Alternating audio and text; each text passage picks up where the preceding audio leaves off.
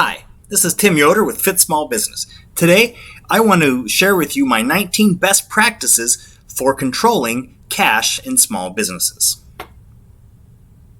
So first, let's look at some cash controls we have over the receipt of cash. And when I'm talking about cash here, I'm not only talking about physical cash, but also checks and really anything to do with your checking accounts. And so how can we control in our cash for our cash receipts?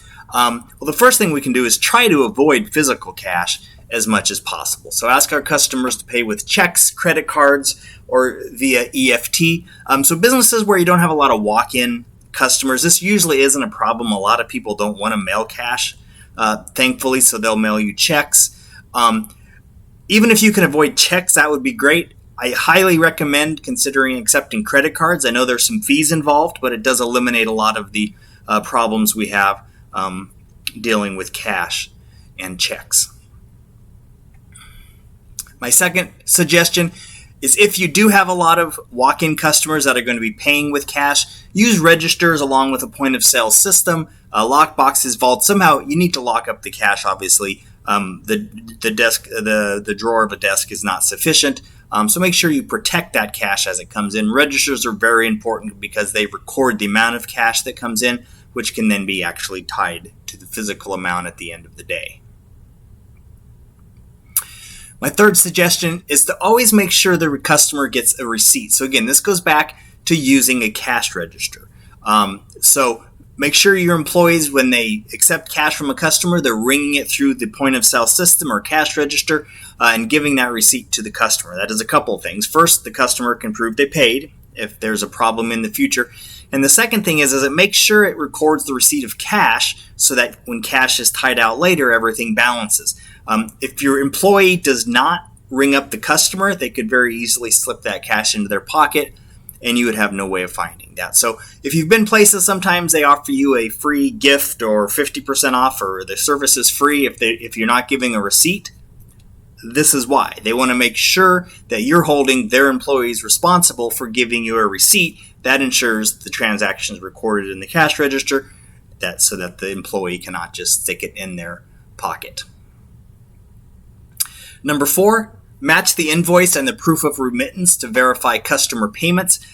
So this isn't so much about theft as just being able to properly monitor and control your cash receipts. So anytime you receive cash via a check or EFT or whatever other payment, you want to make sure that the customer includes their invoice number that they're paying so that you can properly match the cash payment with the invoice. And so this is actually fairly important, especially if you have invoices with the same amounts over varying time periods. If an employee were to steal, let's say you have somebody who pays $100 every month. If an employee were to steal $100, they could just keep applying next month's payment to the prior month's invoice and be 1 month off, and you'd never really know how to catch it. However, if the customer puts on their check or as a note to their EFT which invoice they're paying, then you have the opportunity to catch that somewhere a payment has gone missing. Number 5, send the customer billing statements monthly. This is one of the best ways to catch theft of cash or of checks. Really, this is using the customer to verify the amount that they owe us. So if they've made a payment that has somehow gone missing, the customer is going to let us know, right? If we say you owe $1,000 and they've already paid it, you're certainly going to hear from the customer. So this is just a great way to double check that no payments have gone missing.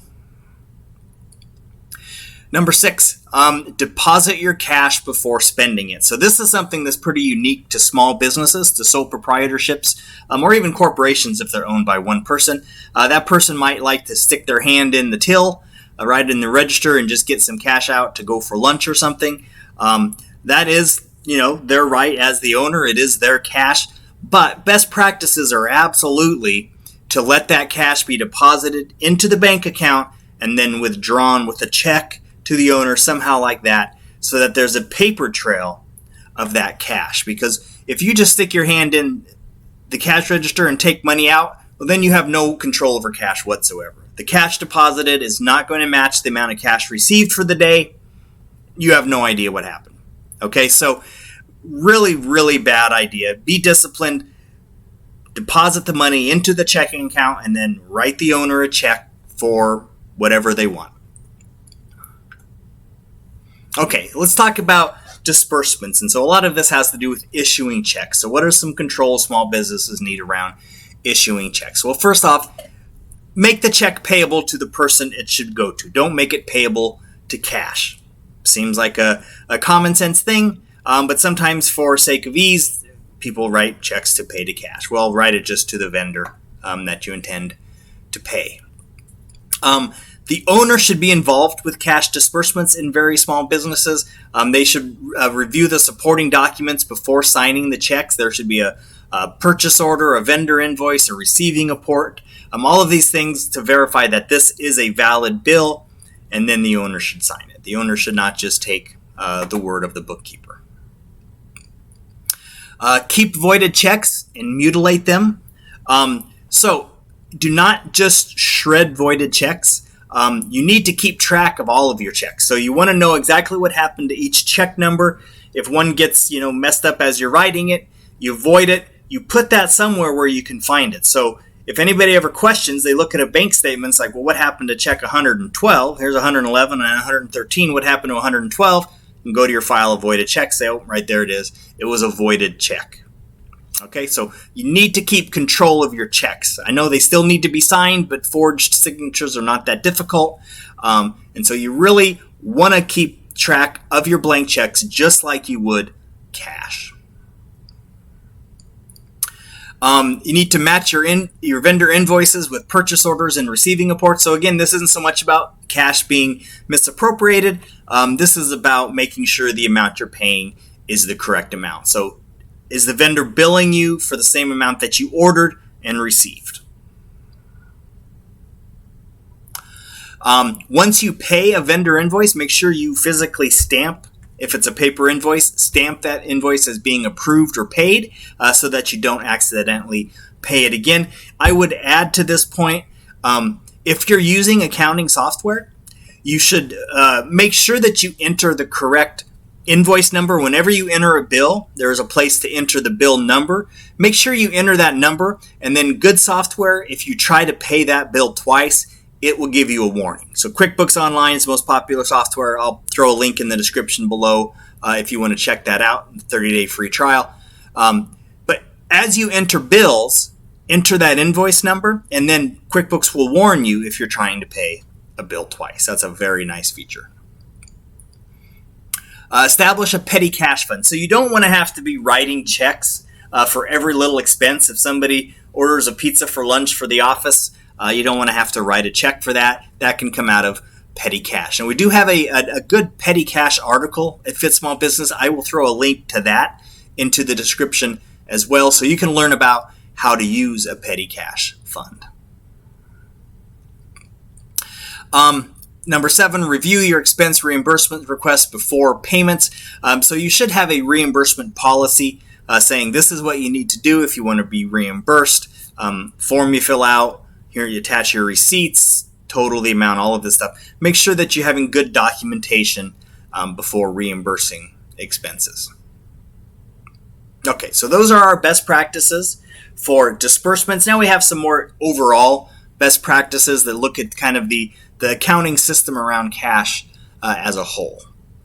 My first suggestion here is in very small businesses, the owner should look at that bank statement and canceled checks every month personally. They should be the person that opens it. So they see everything that's with that bank statement, all of the checks, they review it. If it's a very small business, they're going to have a very good idea if everything looks correct or if there's a transaction that doesn't quite look right. Now, obviously, as the company grows, it may outgrow the status where the owner is really going to know everything that's going on. At this point, perhaps it would be the CFO that would open the checks, or the controller. It should not be the bookkeeper that's actually reconciling the bank account. But somebody should look over the bank statement separate from the bookkeeper to see if everything looks correct. There needs to be a monthly bank reconciliation performed.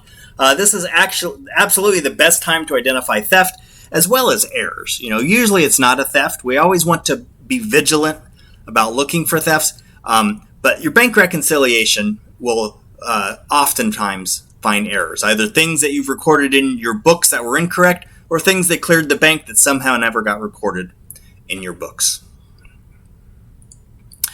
We need to segregate incompatible duties. And so we'll talk about this a little bit in length here. But essentially, there are 3 different positions that you need to establish, even in small businesses. There needs to be the custodian of the cash. Sometimes this might be called the treasurer. Small businesses, this might be the owner. Okay, so somebody has to have custody of the cash. They're the ones that empty out the cash register drawer and deposit it. They're the ones that collect the checks from the mail and deposit them. They are the custodian of the cash. A separate person needs to be authorized for cash disbursements, meaning they're the ones that can sign checks. In a small business, this might be the owner as well. Now, segregating incompatible duties, if it's the owner, they can do all of these things, right? We're not going to, if it's a sole owner, we're not going to be worried about segregating duties from them. This is really to prevent fraud and theft from employees. And so if it's the owner, we don't need to segregate the duties. But if this is all done by employees, we need a separate custodian of the cash, check signer, and then the third person is the person actually recording the transactions, and that's generally the bookkeeper. So what does this mean? The bookkeeper should not have custody of the cash, and the bookkeeper should not be signing checks. Those are incompatible duties. So let's look at the first scenario here. So if we're receiving customer cash, this usually means we actually have a storefront of some sort where people are actually coming in, we're receiving cash in person. If that's a major portion of your business, you should have a cash register or a point of sale system where all cash received gets rang through the system so that you can then match what was recorded as sales to the actual cash on hand. So at the end of the day, the custodian of the cash should count the amount in the register, compare it to what the register shows as sales, and then deposit that into the bank account. The point of sale system will generate a summary report that can be forwarded to the bookkeeper, and then the bookkeeper will use that to record the transaction. The bookkeeper does not need access to the cash to record the transaction. They do that from the summary report. So it's a critical separation of duties that the bookkeeper does not have access to the cash from the cash register. So, receiving customer checks from the mail. So, the custodian of your cash is the one that should open the checks in the mail. So, this could be the owner or somebody else that they designate. So, I know some small companies, there aren't, so we need a custodian of cash, we need a bookkeeper, and we need a check signer. I know sometimes there's not 3 people in your accounting department. The owner can take over perhaps, hopefully, 2 of those duties, but maybe only 1. So you'll have to designate somebody else. Perhaps the custodian of the cash is a manager that's not necessarily otherwise involved in the bookkeeping. So maybe your most trusted manager, in addition to doing whatever their normal job is, they are also your custodian of cash. Okay, so that custodian of cash opens up the mail and they log all the customer checks received. Perhaps they just make photocopies of the checks. That would serve the purpose of a log as well. They then deposit those checks in the bank and they forward that log of checks onto the bookkeeper so that they can record the transaction. So again, it's a critical separation of duty that the bookkeeper not have access to the customer checks prior to them being deposited in the bank. And finally, signing checks. So the owner plus 1 other designated person needs to be authorized to sign checks, at least 1 other person. So it has to be more than just the owner. And we'll talk about some scenarios here in a second, but the owner is not always there, right? So it has to be somebody other than the owner. But we know from our previous discussion already that the signer of checks should not be the bookkeeper, right? Bookkeeper records transactions. Signer of check needs to be somebody separate because that is a incompatible task. So again, it can't be this custodian of the cash, but perhaps you have another manager that could be in charge of signing checks. And finally, reconciling the checking account. Who should reconcile it?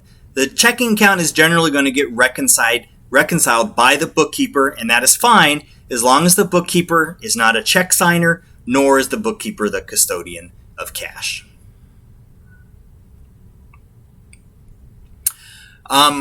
Great. So that's our segregation of duties. Incredibly important, difficult for small businesses. Most larger corporations have these built into their whole structure. Small businesses, it's more difficult, but hopefully if you just keep in mind those three things, right? You have the custodian of cash, you have the check signer, and you have the bookkeeper, and those three have to be different people. Okay, our fourth best practice for general cash controls is to make deposits timely. So hopefully you can do it daily, especially with cash. Don't allow it sitting around your office, and obviously if it does sit around your office, make sure that it gets locked up. Never sign blank checks. Well, this seems like a no-brainer. The problem is we get ourselves backed into a corner where we feel like we have no choice. So if the owner is the only person that can sign checks, the owner's not always there. So if they're going to go on vacation, and where we see it often is payroll. If the owner's on vacation, you still have to have payroll, right? You can't not pay your employees because the owner's gone. And so the owner will sign blank checks, leave it for the bookkeeper to print out after the fact. So avoid that. And the way we avoid that is not to back ourselves into that corner, right? You need to designate a second person to sign checks. And this should not be the bookkeeper. We've already talked about that in length. Bookkeeper cannot sign checks. So this needs to be another manager. That's not the manager, that's the custodian of your cash. Restrict your access to blank checks. So lock your blank checks away. Blank checks, far too easy to forge a signature. It may get caught after the fact, but we'd like to prevent it from ever happening in the first place. So let's lock those blank checks away. And great, that is our 19 best practices for controlling cash in a small business. Again, my name was Tim Yoder with Fit Small Business, and I look forward to seeing you next time.